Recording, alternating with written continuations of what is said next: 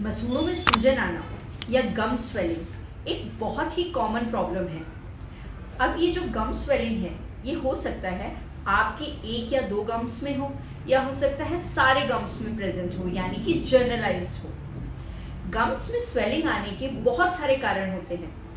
तो आइए आज के वीडियो में हम जानेंगे कि मसूड़ों में जो सूजन आती है उसके क्या क्या कारण होते हैं और कब हमें उसके लिए कंसर्न होना जायज़ है कि हम जाके डॉक्टर से मिलें और उसकी प्रॉब्लम का हल ढूंढें।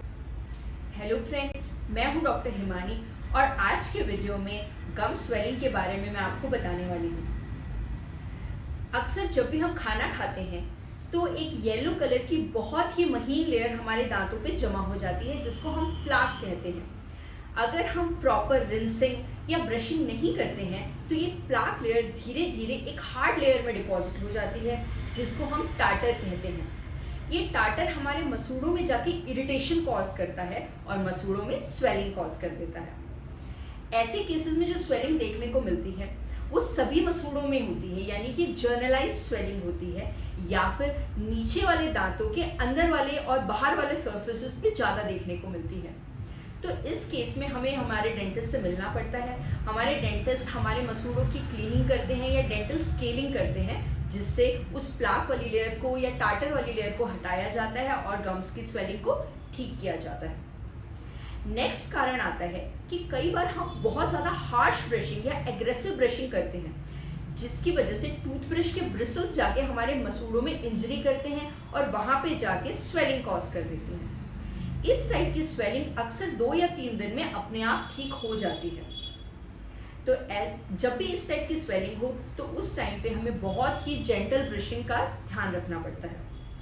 अब बहुत सारे लोगों में कुछ टूथपेस्ट या कुछ माउथ वॉशेस की वजह से भी मसूड़ों में स्वेलिंग हो जाती है। टूथपेस्ट में सोडियम लॉरियल सल्फेट नाम का एक केमिकल पाया जाता है जो काफ़ी लोग जिसके लिए सेंसिटिव होते हैं। तो जिन लोगों को एसएलएस से एलर्जी होती है तो उन लोगों में अक्सर गम्स में स्वेलिंग हो जाती है। तो इन लोगों में एसएलएस फ्री टूथपेस्ट यूज़ किया जाता है। फिर नेक्स्ट आता है कुछ तरीके की डेफिशिएंसी, कुछ विटामिन्स की डेफिशिएंसीज, जैसे vitamin C deficiency. Vitamin C अक्सर हमारे मसूड़ों की स्ट्रेंथ के लिए बहुत इंपॉर्टेंट रोल प्ले करता है। तो जब हमारी बॉडी में विटामिन सी की कमी हो जाती है तो अक्सर हमारे मसूड़ों में स्वेलिंग और ब्लीडिंग की प्रॉब्लम हो जाती है। तो ऐसे केसेस में आपके डॉक्टर आपको विटामिन सी कॉम्प्लेक्सेस के सप्लीमेंट्स देंगे जिसकी वजह से वो मसूड़ों की स्वेलिंग ठीक हो सकती है। फिर नेक्स्ट आता है प्रेगनेंसी। प्रेगनेंसी में अक्सर हमारी बॉडी में बहुत सारे हार्मोनल चेंजेस देखने को मिलते हैं और हमारे मसूड़ों में ब्लड फ्लो इंक्रीज हो जाता है और मसूड़ों में स्वेलिंग और रेडनेस बढ़ जाती है। इस टाइप की स्वेलिंग भी अक्सर जर्नलाइज्ड होती है, यानी कि सारे मसूड़ों में होती है और अक्सर डिलीवरी के बाद ये स्वेलिंग अपने आप ठीक हो जाती है। लेकिन प्रेगनेंसी और डिलीवरी के टाइम पे हमें अपनी ओरल हाइजीन का खास ध्यान रखना चाहिए। काफ़ी बार हमने लोगों को कहते हुए सुना है कि डिलीवरी के बाद टूथब्रश मत कीजिए, उससे मसूड़े कमज़ोर हो जाते हैं। लेकिन फ्रेंड्स, ये एक बहुत बड़ा मिथ है। हमें चाहे डिलीवरी हो चाहे प्रेगनेंसी हो, हमेशा ही अपनी ओरल हाइजीन का ध्यान रखना है।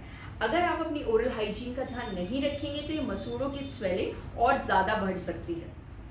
फिर नेक्स्ट आता है कि आपका कोई दांत बहुत टाइम से खराब है और खाना फंसने की वजह से उस दांत में पस बनने लग गया है।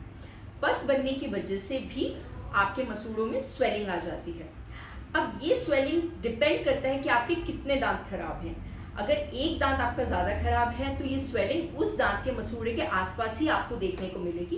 तो ऐसे में आप अपने डेंटिस्ट से मिलें। आपके डेंटिस्ट आपके एक्सरे करके देखेंगे। अगर उस दांत को बचाने की कंडीशन होगी तो रूट कैनाल करके उस दांत को सेव कर लिया जाएगा, और अगर उस दांत की कंडीशन बहुत ख़राब होगी और अब उसको सेव करने का कोई चांस नहीं बचा है तो उस दांत को हमें ऐसे केसेस में निकालना पड़ता है।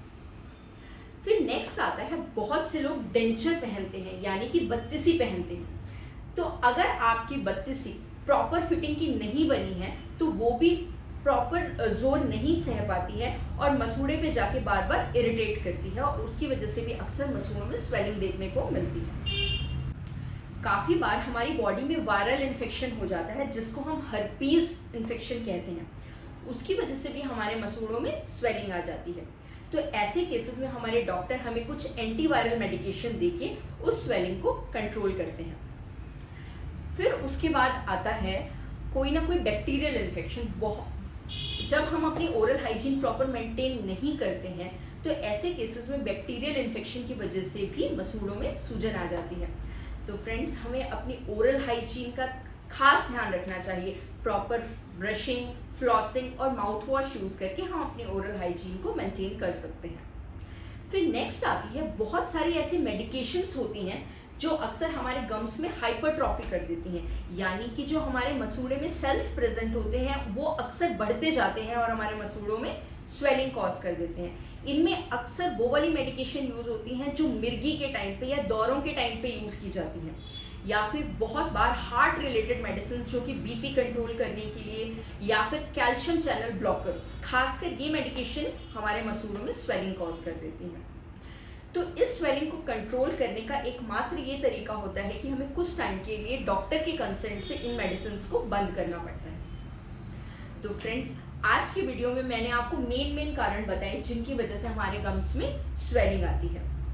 आगे आने वाले वीडियो में हम बात करेंगे कि क्या होम रेमेडीज या घरेलू उपचार हम कर सकें जिससे हम मसूड़ों की स्वेलिंग की वजह से जो डिस्कम्फर्ट हमें फील हो रहा है उसको कम कर सकें। तो आगे आने वाले वीडियो के लिए stay tuned to our channel. Take care of yourself and your oral health and brush twice a day.